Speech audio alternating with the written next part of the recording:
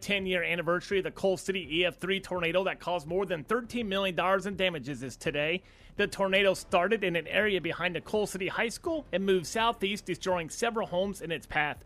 One of those homes was Coal City resident Ann Gill, who at the time resided near Pheasant Lane and Eagle Court. Phone rang, and it was my brother who said, "Hey, tornado's heading our way. I think you should come over." And I said, it's fine, I'm listening, onto the scanner, it's heading north, we're gonna be fine. And I hung up, and he called a few minutes later, and it was actually my nephew, my oldest nephew, Hunter. He's like, "Auntie, please come to my house." And so you can't deny that. And we walked in to the neighborhood, and as we came off of what would be DePaulo Street onto Eagle and Pheasant, there was a crack of lightning, and all I could see was the two houses that sat on either side of mine. And just was kind of baffled, like, where's my house?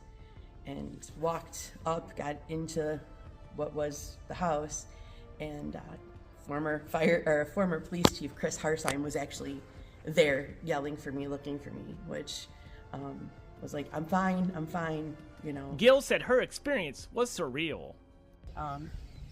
Like I said, the foundation was still intact, so the actual outside structure, from what I can, see, is very similar. Sidewalk, all the same and stuff, but does it bring, like, what's the memories like right now? I will tell you, for probably the first maybe month and a half after the storm and I had moved out and things kind of cleared up a little bit, when I would leave work at night, I would end up driving here, and there were a couple of times I pulled in the driveway and was like, oh, there's no house there anymore. So it took a while. It did take a while. So. Rick Drews, who still lives on Pheasant Lane, described his memory of living through the tornado. Midwestern, and I walk out and I'm looking instead of taking cover. Everybody else is in the basement. And I remember it looked like paparazzi, like you were at the Academy Awards or something, because there was so much flashing from I've never seen lightning like that before. It was just constant, like strobes going on. And it just felt weird, and I said the air was vibrating, and I was like, this isn't right. So that's when I headed downstairs. And what, Cheryl, about 3 minutes later, it hit. And we were in the crawl space. We had a 4-foot crawl space, and I remember I had my hand on what was the ceiling of the crawl space with the floor of the kitchen, and I remember my hand moving.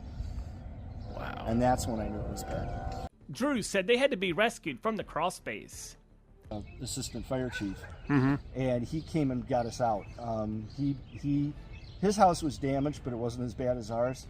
He looked over and saw our house, and he came running over, and he was right about there, and he was shining a flashlight and yelling, and we heard him, because there was no way to get out, because all the entryways and everything were collapsed. They were all gone. Wow. So he was shining a light, and the kids crawled out first, and then I came out, and then we went back in and around, and we got Cheryl and my oldest son David out through what was left of the kitchen floor, and we pulled them up that way. So that's how it went.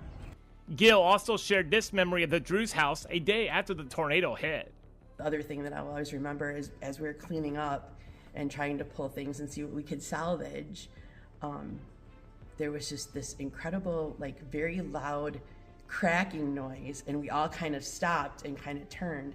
And at that point, that's when the Drews' house, and there's photos of it everywhere. Which is right across from you. Which was right across the street from Okay. me. It literally just split in half. The house just split in half. Wow. And everybody kind of went running just to make sure that they were okay. So. Does it feel like 10 years, Rick?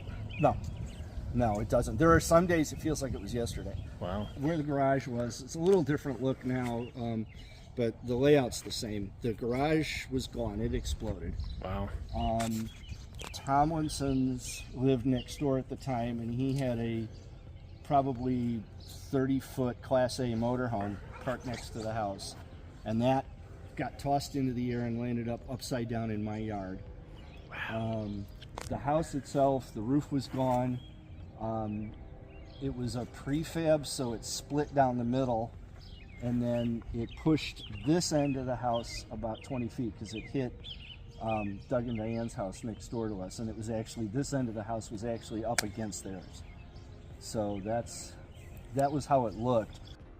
Another hard-hit area was the Coal City Fire Station Building Number 2. Coal City Deputy Fire Chief Nick Dorfler spoke with WCSJ about the damages and process of repairing the building. The tornado came across, started out again near where the high school comes into town, came across those houses there across the field, then kind of right over to our side over here, but caused quite a bit of substantial damage to our building because this communications tower here actually was knocked over and fell on top of our building, which then caused a lot of damage inside, activated our sprinkler system, flooded out our building because at that point in time our firefighters knew that there was other things that needed to be done and our building could be dealt with later, so they kind of abandoned our building. But a lot of the damage was because of this communications tower that fell on it. We were out of the building for about a year and a half.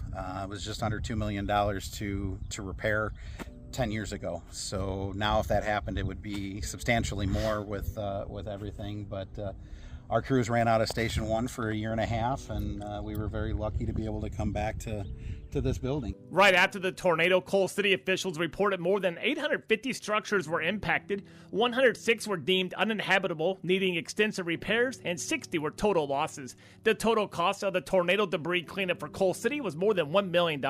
Former Coal City Mayor Terry Halliday said the outpouring of support from municipalities and other individuals was amazing. I mean, when I look back and think about all the different people that participated and got engaged, it was incredible. I mean, and you know, every day brought a different problem. You know, if it maybe it was, you know, you're never really prepared for this stuff, so you're thinking, well, do we have enough porta potties in the areas that were impacted? Do we have enough lighting that's in the area? Do people feel secure? Are they being able to get in and out of their areas even though we want the security? We met. I bet we had probably at least 5 or 6 town hall meetings trying to get feedback from residents. And they gave us a lot of good feedback, allowed us to kind of make changes to what we were doing. Diamond let us use their hall for the press conferences, which allowed us to keep the press away. He also said local churches providing assistance was huge. So that was very helpful. Village, the Diamond Hall, we would coordinate.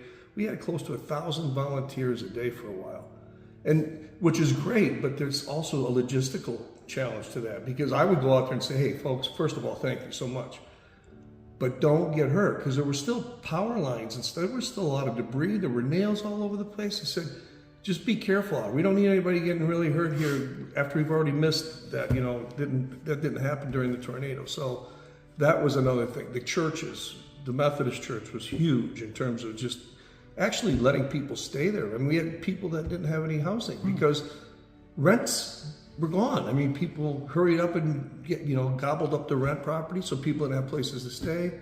The Catholic Church put a multi-agency place. Now, it was announced in late 2018 that the Village of Coal City took out $3 million in bonds to aid in the recovery efforts. In total, Coal City officials estimate around $13 million in damages from that EF3 tornado. Village Administrator Matt Fritz said Coal City did not receive federal aid due to the damage not meeting the $18.3 million requirement to receive funds.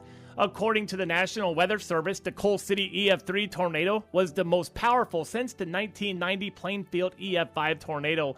They say the tornado was on the ground for more than 16 miles. Only a handful of people suffered injuries, and no one died from the tornado in Coal City.